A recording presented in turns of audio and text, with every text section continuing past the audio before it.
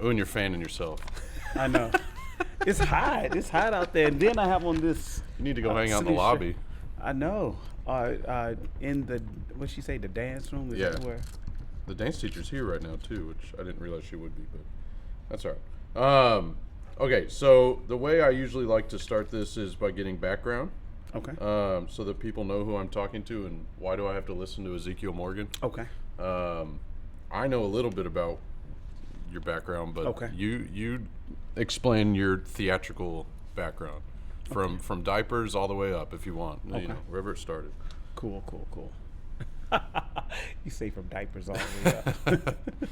I'm assuming you started early. Not now, right? Yeah. Oh, I'm recording. Yeah. Oh, you But I'll edit oh. all that first part out. Oh, okay. Yeah. So it usually starts like I'll say, ladies and gentlemen, I was sat down with Ezekiel Morgan, blah blah blah blah blah. Oh, okay. And then I cut straight to when I was a young baby boy.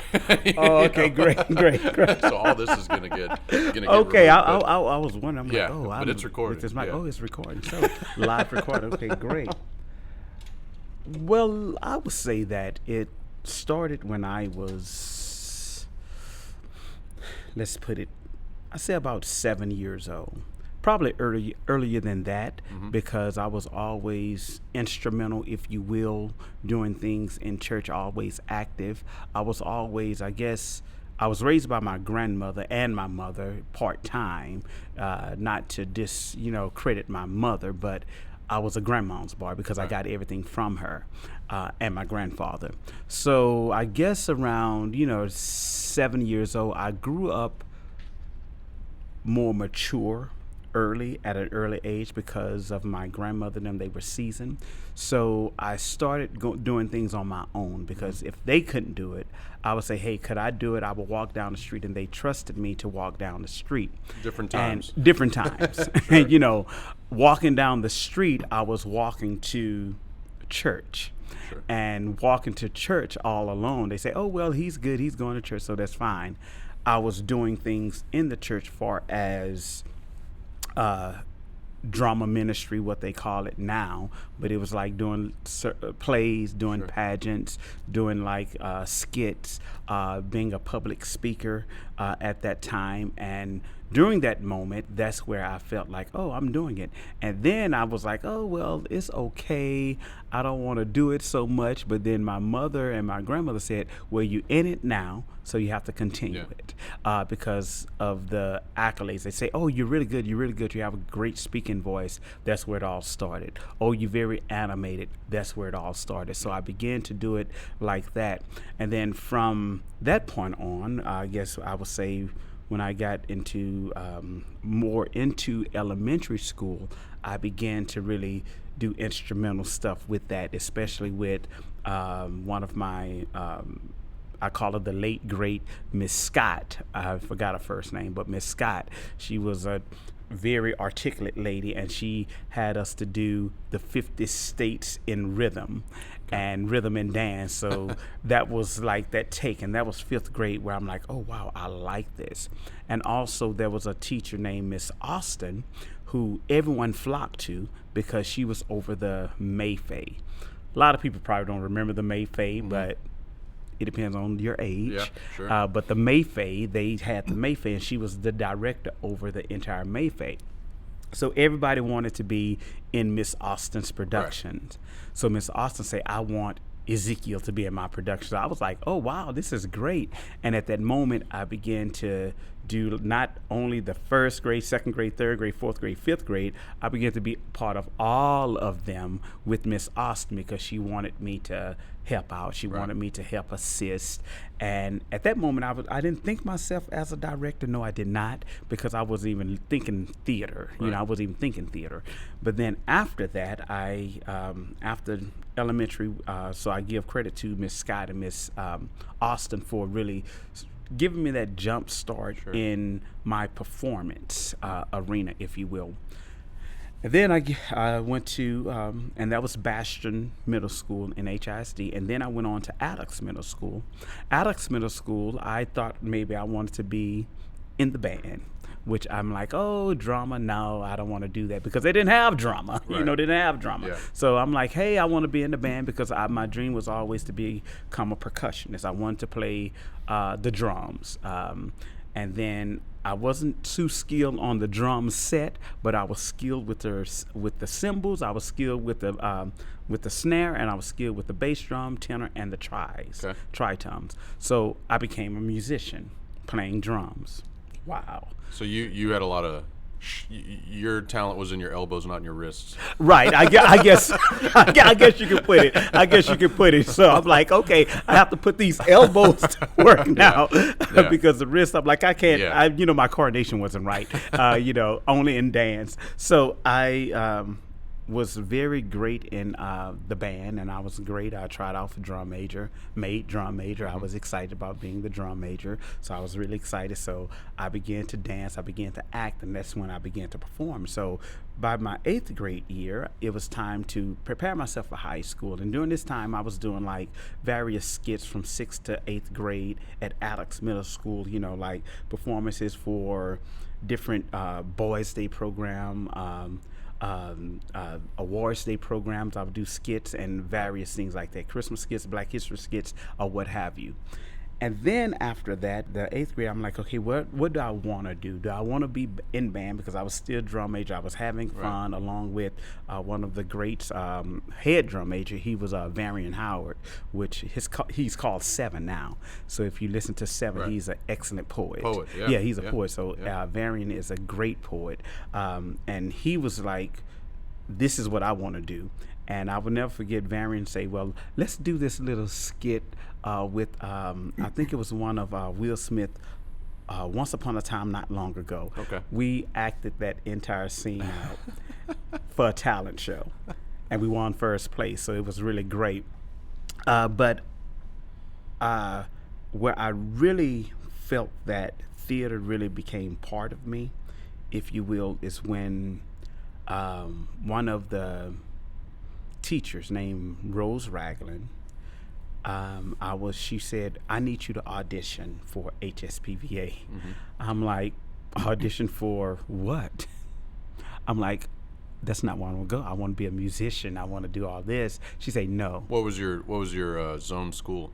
Zone school was Worthing, Yates, or Jones. Okay. I could have gone to either one of those. Sure. But I was really closer to Worthing. I'm like, no, I don't want to, because, I felt that I was different in a sense. So she said, no, I want you to audition. So I tried out for all the schools, HSHP, High School for Criminal Justice, Barbara Jordan, for all of those schools, and I got in all of them. But I tried out for HSPVA, which was, I can say, the hardest. Right. And I was waiting. I got accepted to one, got accepted to the other. And it's different. It was different then than it is now. Yeah. Because you can get accepted to all of them. You can try out for all of them and then pick one. Right. Now you can't. But at that time, I was like, okay, which one do I want? I got the letter from HSPV, went to the audition, did the audition. I'm like, good. Got after that first round of audition, which is really the hardest auditions in America, seemed like. Yeah. And then I went to the second round. I'm like, oh, okay, made to the second round. Then the third round, I'm like, oh, wow. Now waiting. Got the letter. And I will never forget, I'm reversing back, and Miss Ragland said, I want you to do Julius Caesar. I'm like, Julius Caesar? What the hell is Julius Caesar? What did he write? What did he write? I'm going to this minority black school at junior high. I'm like, who the hell is Julius Caesar? I don't know who Julius Caesar is. I'm not reading upon Julius Caesar. Yeah. And say, I want you to do Caesar, Julius Caesar. Friends, Romans, countrymen, lend me your ears. I'm like, okay. Where is it? So she gave it to me. I was like, okay. I was reading Friends, Country, Romans, lend me your ears. I come to bury Caesar, not to praise him. I'm like, okay. And she was like, you have to really get into it. And note that Rose Ragland wasn't a performing arts teacher. She was merely a science teacher who was my great like a mother, like an aunt, everything that you can call. That's who Rose Ragland was. And she gave me this piece. I'm like, okay, fine. And she said, now you have to get a song. They want you to get a song. And this was after David Moore, who was the HSPVA Fine Arts Coordinator at the time. He came in and said, this is what you need to do. And he would call me, say, okay, are you getting ready? Are you getting ready? Because he said he needed minorities at HSPVA, because it was, back then, it was very few. Yeah. So he said, yes, this is what I want you to do. And she said, this is what you want to do. And she said, oh, you need a song. Old Man River. That I'm like, what is that? You know, me, because I was like, I'm not into this theater thing. And she said, this is what you need, Old Man River. I'm like, and she said, listen to it, listen to it, listen to it, listen to it. She said, you can sing it, because at the time I had a deep voice. I still have a deep voice whenever I change it. And I was like, okay, great. You know, let me go ahead and sing this song, learn this song, and everything like that. Now, my mother, my grandmother, they was totally against me going to HSPVA because they wanted me to go to high school for law enforcement, because they say, oh, you're a good liar. You can become a lawyer, and you could, you know, really, you know, great at reading and everything like that. I was always great at more reading. Of a future. More of a future and more of a, Yeah. exactly. Yeah. More of a stable thing. Oh, yeah, a lawyer. Yeah. That's what we want you to be. I'm like, no. So I auditioned with Old Man River and Julius Caesar, and to this day I know all of those things right now, because that's where the start was. And once I got into HSPVA, you know, it was a struggle, because it was a culture shock. Yes. It was a shock, meaning that it was different from any other school, whether it be a black school, white school, Hispanic school, whatever school. HSPVA, it was in a world of its own. Mm-hmm. And I had to adjust, because everyone that pretty much, I would say 85%, 90% of students that were there, they had gone to Johnston, they had gone to Wells, they had gone to Pershing, these performing arts schools, or even Gregory Lincoln. And me, I'm coming from Attucks, which was one of the first person to ever come to HSPVA from Attucks. Right. And I'm like, okay, you know, I'm here. I'm here. And it was a struggle the first year, but I began to adjust, and I began to really become involved. I wasn't in any shows the first year except the showcase. Yep. Yeah, you know about the showcase, right? Yep. Oh, showcase. So I'm like, okay. And the next year I was in, I was in the Diviners, which was really great. Suzanne Phillips Craven, she was the director of that. I'm like, okay, great, wow. And then Bob Singleton, he cast me in The Taming of the Shrew. I'm like, okay, Bob Singleton always get on me about my voice and diction. And we didn't see eye to eye, you know, at the time, because I'm like, oh, he's against me. Everything that I do, he can't understand me. At that time, I didn't understand. But when I look back, I understand now what he was doing. Sure. And that's why I respect him to the highest right now of what he was doing. And I was Grimio, and I was like, wow, he gave me a role. And, you know, maybe I became all that animation. I put all of that into that bag, and I thoroughly had fun. That's where I felt that I really could do it. Junior year, I was really burnt out. When I say burnt out, I wanted to just throw in the towel and just walk away from HSPA. I'm like, I want to go to a regular school. I want to see this. I want to run track. I want to do this, because I also was a track star. I ran track, and I'm like, I want to run track now. But that wasn't the case. And then my senior year, I began to do the senior recital, and the senior recital was controversial.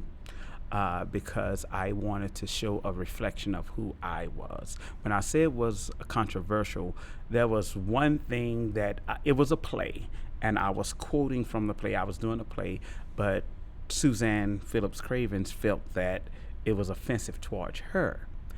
And at this moment, that's when I said, theater is theater. This is not me. Yeah. And I told her, you should understand that theater is theater. It's nothing that I'm saying towards you. It's just something that was in the script that I felt that it was part of my senior recital. And it was like a whole big thing because she wanted to fail me on the senior recital. I'm like, no, this is not going to happen. So parents got involved. All the parents got involved. No. What went wrong? And they thought it was great. They say, and to this day, she apologized. I see the error of my ways. It was just, I just felt it got into my feelings. You know how some people can get in their feelings now. I've heard this story before from her. So, yes. Okay. Yeah. Oh, right. So, it was like, no, this is not me. This is, I'm far from attacking anyone, but this is just part of theater.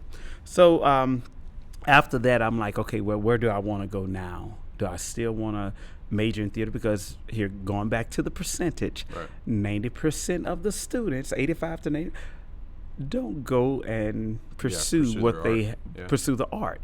I'm like, I spent 4 damn years at HSPVA. I struggled. I'll be damned, if you will, if I don't major in this. So I auditioned, got accepted to, I think it was College of Santa Fe, got accepted to DePaul, got accepted to NYU, got accepted to a partial scholarship to Yale, and I was excited about that. And then I was like, what do I want to do? And Roosevelt, I got accepted to Roosevelt, so I was like, okay, well, what do I want to do? All these schools are really great, but what do I want to do? I didn't have enough money. Mother didn't want me to go that far. Grandma didn't want me to go that far. So I auditioned for Prairie View. Rewind back, I did a show with Seeley Turner when I was in high school. And I knew of him. I knew he was a fool. I knew he was crazy. I knew he was crazy. When I say that, it's a good way because he just wanted the best for students. Sure. And I auditioned. I went there. He said, "Oh, we have Ezekiel Morgan coming to Prairie View. I'm so excited." Yes, because it was up the street and everything like that.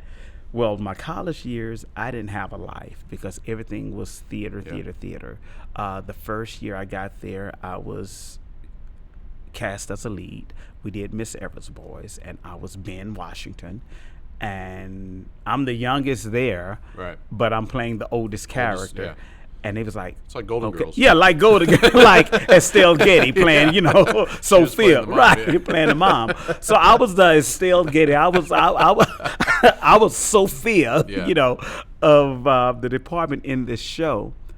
We went to ACTF, and I did what I had to do. And Mr. Turner was like, "Oh, I'm going to give Peyton Woodson the Irene Ryan nomination and Camille Sneed." Because the directors could nominate someone from their cast. However, the adjudicator nominated me for Ben Washington. Everyone hated me. I'm like, why y'all hate me? I'm just doing what I have to do, and that's performing. As an actor, as a performer, I came to work, not play. And that was what I began. And then all the years passed, and I began to really feel that junior year came, my senior year came. I was like, okay, well, what do I want to do? We did Fences, and we did this show called Infancy and Zoo Story. I was the assistant director in Fences, where I felt my directing niche right there. And I was the assistant director. Fences made it to the Kennedy Center. We performed, did great there. However, Infancy and Zoo Story, I did Infancy. Now, on contrast, remember my freshman year, I was the oldest character. Now you're the youngest? Now I'm the youngest character in a baby carriage talking gibberish, and a bad baby just talking gibberish. So I got Irene Ryan again.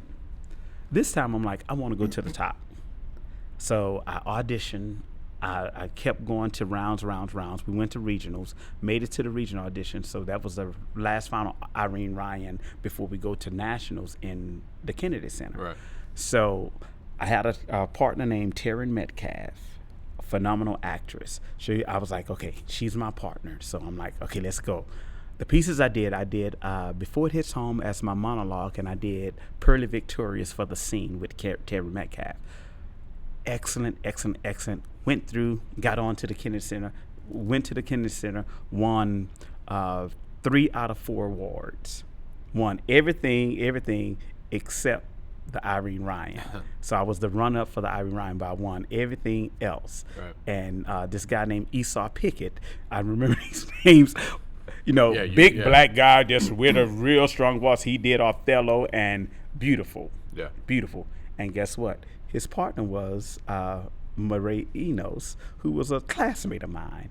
But it was so wonderful that I captured those 3 out of 4 awards, because the 3 out of 4 awards, the 3 awards that I got, was more prestigious than the Irene Ryan. Right. So I was the Irene Ryan winner. Right. And I really appreciate that. So from that went on, I graduated. I started teaching. Didn't think I was teaching because I was in L.A. Right. becoming an actor. I get a call from some principal from Lamarck High School, Rod Sheffield. He left Lamarck High School, and then they needed a replacement. So someone recommended me. To this day, I don't know who recommended me to. Wasn't take, me. So and I know it wasn't my you. name off the list, yeah. Oh, really? Come on. So I was like, who in the hell recommended me? And and I was in LA. So Miss Croner Smith called me, who she used to work in a district here in Fort Bend. She called me. She said, well, I'm not going to take no for an answer. I need you to come down and interview. I'm like, for what? I need a theater teacher. You was recommended, so I need you to come down. So she say, I need you to come down. I'm saying, I'm in LA. Well, I need you to come down. So I went down Wednesday, interviewed, and she said, I'm not going to bullshit with you. Yeah. I need a damn theater teacher. I say, I never taught theater. I don't want to teach kids. That's not what I want to do. Yeah. Thought about it when I got back to LA. Hell, I don't want to wait tables either. So that's when I began teaching. So I taught for about 7 or 8 years. Not at Lamarck, but then taught at Lamarck for a few years. Then I came to Fort Bend, back under Christine Croner Smith, because she wanted to bring me with her. Then I went back to Lamarck, where I stopped. When I say I stopped, my heart was in it for the students, but the administration, if you will, was taking my heart out from the students. And before I let that interrupt my relationship with the students, I would walk away. Right. And that's when I walked away. And it was doing TTA. And I believe that was back in 2005. Yeah, 2005. And that's when I began to say, well, let me do this adjudicating thing. Let me try it. Yeah. Because... and I began to do the adjudicating thing, and it was something that got a hold of me, that like, this is my calling. This is my calling. I began to do it. I already had went back to school to get my master's in counseling, leadership, and education. So I got those, and then I'm like, okay, well, this is great now. I can go teach college, but that never did happen. I went in corporate America, worked in corporate America, doing great things in corporate America, but still adjudicating, because I'm like, oh, this is a lot of money, making $80,000, $90,000, $95,000 a year, and I take my vacation days to go adjudicate. I'm like, this is a life to live. I like this. I'm not a starving artist. I'm making money, everything like that. That was great. But as time passed, I began to get more involved in what I did, so I walked away from corporate America and began to just do this full time. Right. Which I haven't looked back. Why should I look back? By looking back by something that I love, something that I adore, something that I can really interact with, not only the students, but with the teachers and with the administrators. I can put them all together in a bowl, and I can just really create something. I can create a nice bowl of cereal. I can say I have Lucky Charms, I have Cheerios, I have Fruit Loops, all in one bowl. Everything that all these kids like, or these people like, I can have them in one bowl. I can help them figure out. And then those I can take them out. Yeah. So that's what I feel like I am now. So you have a pretty substantial name in education, at least in the state of Texas. I'm sure you are known other places, but when do you think you broke through and didn't have to worry anymore? Like, you knew, like, okay, now this is my career. Ooh, you know what? I really can't say when, but I can say it just happened. Right. It's just happened.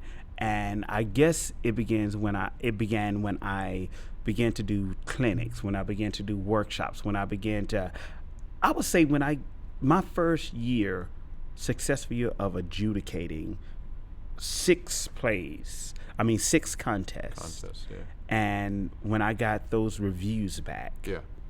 that's when I really felt that You're okay. they get me. Yeah. I'm okay. They Yeah. get me. They understand me. Yeah. And from that point on, and I read the good, I read the bad, and I put them together, and I try to look back when the adjudicators that I had, that I thought were bad, that I thought that did things wrong, and I say, well, let me make that right. And I wanted to make sure where I include everyone in that. So I feel that that's when I felt that I got this. Were you nervous when you left the steady paycheck? I was, because when I first left the paycheck, guess what? My car got repossessed. So, my car got repossessed. So I'm like, what in the hell I'm going to do now? But income tax came in, so I got another car, which was even better. Right. And I'm like, you know what? From this day on, I will never settle. I will always work hard for what I want.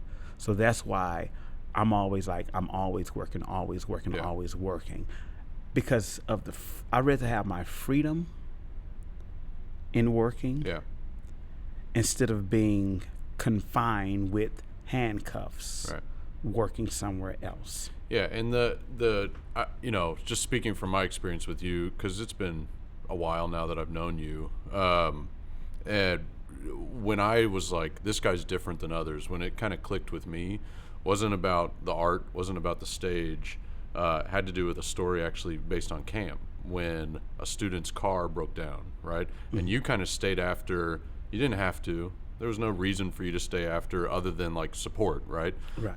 But there wasn't anything in it for you, right. And you kind of helped out, and you just kind of stayed, and right. you made sure everything was okay. Mm-hmm. And to me, as a camp facilitator, mm-hmm. as the one that was obligated to kind of stay and make sure the kids are okay, it just hit me that I was like, this guy's not needing to be here, mm-hmm. but he is, mm-hmm. and so he's in this for more than just the accolades of being a good director, being a good actor, being a good artist, mm-hmm. or just having a good rapport with the kids. You're here to build relationships just as much as a 9-to-5 teacher in a classroom is. Right.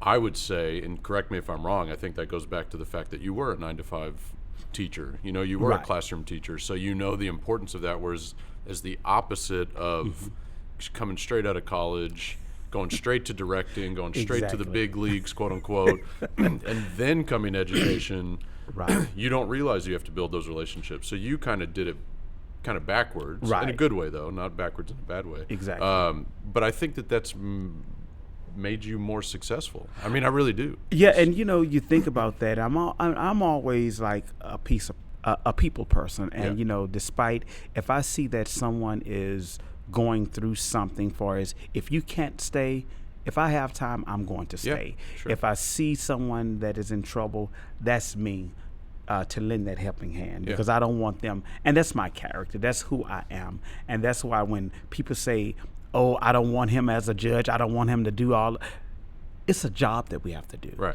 And it's not that I dislike you or anything like that. It's a job. Right. And I try to like everyone, yeah. Meaning at least get along with everyone, have this rapport. So going back to that, if I see someone, if it's not my job, I make it my job. Yeah. So hold on one second. I'm gonna have to come to the orchestra. They're trying to find my key.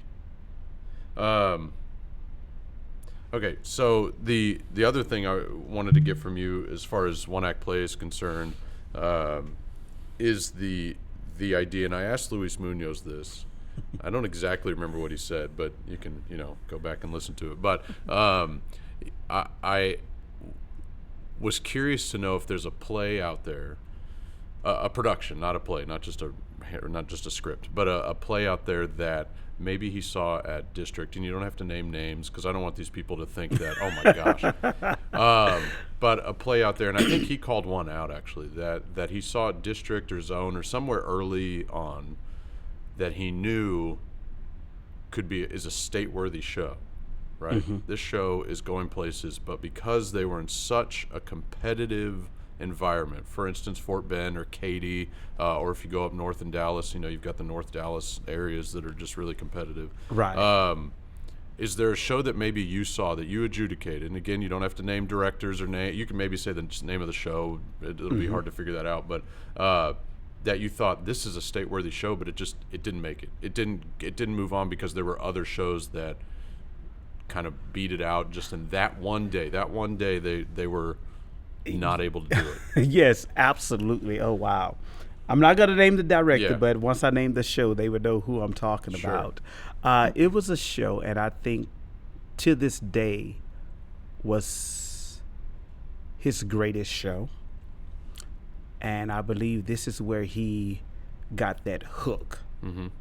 Because after that year, it was only success after that. Yeah. The show was Lydia. And Lydia was and I did not judge it at Zone or District or anything like that. No, I did not. But I was a clinician. Okay. And in that clinic, I sat in that show. I'm like, this show is a state-worthy show right now. Right.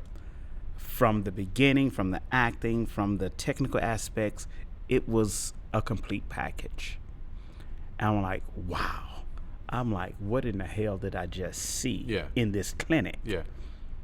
But it didn't make it out of, I think, was it District or area? I can't think of the one because. Did you tell them that? Did you? I mean, or did you? I tell them to this day. Okay. That was the show. But I mean, did you tell the kids that in their feedback, in their critique? Like, did you say this is ready for state, or did you not want to go there? No, I don't go there because here again, I don't want them to be complacent. Yeah. And because if I tell them that means that they're done. They're done. Yeah. Their heads are big. That they all that, and that's why even when I'm directing, I can think I know it's good. Yeah. But you will not know that I know it's good because I still want excellent. Good is not good enough. Right. I need excellent. So therefore, okay, it's state worthy, but there's still growth. I want you to continue to work on that success because if you don't continue to work on that success, what happens is you are caught in the middle and now there's nowhere to go. You think that you have it all. It's like you think that you have the Oscar because you're the greatest. Right. But easily somebody can come up and take that Oscar away from you. Right. So I didn't tell him that, but I told him, I'm like, you have some good things going on. Right. However, there's still work to be done. Yeah. Do you believe in show fatigue for an adjudicator? Meaning, like, I know of this past year of a district that had 9 shows in one day, and they are now splitting into zones. But there's this idea that if you are 7 or 8, your adjudicator is just going to be like, let's just get through this. And that's not necessarily fair, right? And we all know that, but we're also human. Right. So is there, like, for instance, what does a Mark Piquel or what does TTAO tell you as a trained adjudicator? This is how you're literally going to stay in it. Well, I stay in it because here again, the people that I am adjudicating deserve my attention. From show 1 to show 9, it is a job that I have to do, and I create and I take care of it as such, a job. So therefore, it's an 8, 9, 10 hour, 12 job. So this is what I have to do. I have to make sure that I am attentive. If I have to get monsters, if I have to get energy drinks, whatever I have to do. Just do a lap in between shows. Do a lap in between shows. Tell them, hey, can we take a break right here, a mental break or whatever. Whatever I have to do, I make it work. Right. Because, however, do I agree with a 9 show contest. Yeah.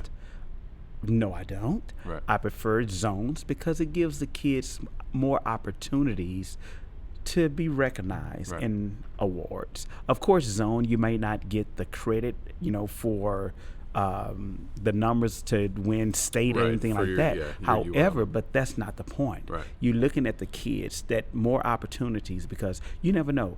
That kid that did not make it out of zone got the best actor. Right.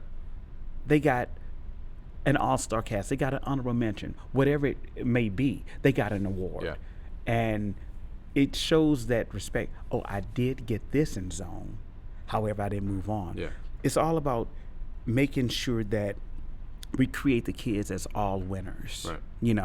And not losers. But when you have a long 9-day contest, you're limiting with awards. You only have 8 honorable mentions, 8 all-star casts, but you have 9 shows. How Yeah. are you going to split that up? It's really difficult for us. So we want to make sure that if we have those things far as splitting the things up, we want to make sure that each student is recognized. And when you have a contest that big, that massive, It's hard to do that. it's hard to do that. Yeah. So that's why I encourage everyone, if you are at a school that you have at least 8 schools, go ahead and zone. Yeah. Of course, at the end of the day, one school will be left out, but that's the way it is. Just look at it like this: that one school is the alternate. Yeah. Sure. And that's a great thing, But then you move on because it's giving all the kids another chance to perform. Is there a script that you have adjudicated or even been a clinician for that you went home and explored deeper? Because I know as a clinician, you don't necessarily read the scripts ahead of time. It's just, Right, there's just too exactly. many clinics. But as an adjudicator, you do. But you do go quickly. You don't spend the time you would spend as a director. Is there a script that you've kind of gone back and said, I want to check this one out a little further? Well, yeah. If I remember a script because I didn't understand what in the hell it was about. That was When the Rain Falls. When the Okay. rain, I believe it was Stuart Savage's When the Rain Falls. Okay. I can call his name. Oh, it was, he's when on the- this podcast all the time. When the Rain Falls. So I was like, Sponsored by Stuart Savage. Sponsored by Stuart Savage. Hey, Stuart Savage. All right, Stuart. Yeah, it was your show, Stuart Savage. And I'm like, what in the hell did I just see with this rain start falling? Yeah. A fish falling from the damn sky. What is this? Yeah. But once I went home, I told him, I don't understand it. But going back and reading it, I was more confused with reading it. So I'm like, I have to see it again. Yeah.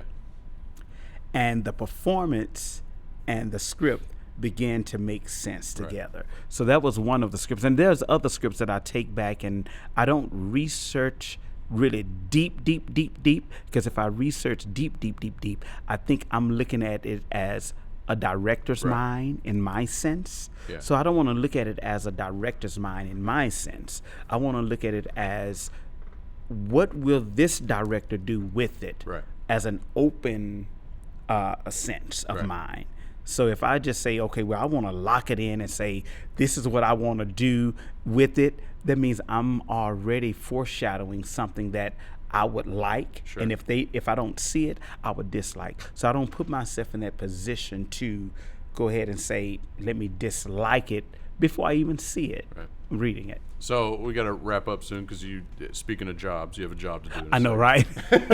Speaking of, yes. But I like to typically just end with the idea of like, what kind of motivational parting words would you give to somebody that's kind of struggling with the idea of entering either the world of education or the professional world, and they're trying to think, if I'm not professional, I'm not legitimate, but also I'm nervous that I won't make it day to day. That kind of idea. I will say that if you have any doubts, that you feel that it will not work, and if it's not for you, because education is not for everybody. Working with kids is not for everybody. Working with, it depends on what level, elementary, middle school. Me, I am not the elementary, middle school type of person. Yeah. Workshops, yes, yes, yes. But just in the classroom with them, that is not me. High school or college, that's me. But I always say theater is a sacred place that we're told. Housed in a school, it's a place for expression, a place for open minds. I like that portion with open minds, because if you don't go into the theater with an open mind, therefore you have already put a block in your destiny. So you have to have an open mind. It have to be what it's for. You can't do it for the paycheck. Mm. You can't think about, oh, I'm going to do it for a paycheck, because as theater teachers, or as teachers, period, I would say theater teachers or fine arts teachers, we work well beyond the hours that we should. Sometimes we have to use our money to get what we want, to make it work. You can't think of, because there were many times that me going into this education thing, I use half my paycheck to go to clinics. Mm-hmm. I use that because the school did not offer any money. But yet, who is it for at the end of the day? Are you doing it for yourself? Are you trying to better the minds of the kids? The kids. Mm-hmm. The kids. And then once you see the successful level of the kids, you see the successful level of yourself. You can't think of yourself. You can't be selfish about it. It's more like a community. Theater is a community. So if you are getting into this, make sure it's something that you're doing from the heart. And I always say, if you look at theater, all those letters in theater can spell one word. That's heart. Mm-hmm. If you don't have that heart in it, you need to go do something else. Everybody's not a teacher. Everybody's not a motivator. Everybody can't work with kids. But if you think that you can, if you know that you have the love for it, you have to dip into it. And don't cheat the kids. Don't cheat yourself, because now they really need you. And the greatest expression, I always say, I could be out there acting. I consider myself as a great actor, I assume, or a director. I can be out there. But the love that I'm doing now, someone asks me, well, what do you do? I'm like, I'm not making as much money as I could be making, even if I was back in the classroom or in corporate America. But it's not about the money. Mm-hmm. It's all about what I like to do. And what I like to do right now is this right here, being at this summer camp, working with the kids for this week, letting them know, hey, man, motivating them, getting them excited about kids that probably don't have a zero inch of talent, but yet I'm making them feel like they do. Right. And that's what it's all about. Same thing with teaching. When you go in there, hey, you have to make them work, because it's not about you. I like to close when I like to see where all of my students come back and I tell them, don't say anything about, because I'm very shy. I'm a shy person. Quiet as it kept, I am really shy, because they say, oh, Mr. White, no, don't do that. Don't call my name out. I don't like all of that, because it's all about you. I want to see you. My greatest reward will come from a student that said, I would like to thank Ezekiel Morgan for coaching me, for helping me out. Shout out to you. Because that is my Oscar. Mm-hmm. That is my Tony. That is my Grammy. That is my Emmy, because you have shouted out to me. I didn't receive it, but I received it through you. Mm-hmm. And receiving it through you is the greatest award that I can receive as a person. So it's all about the kids. You have to make sure that you be patient, be fair, be fun, be flexible, and most of all, be caring. Thank you. Welcome.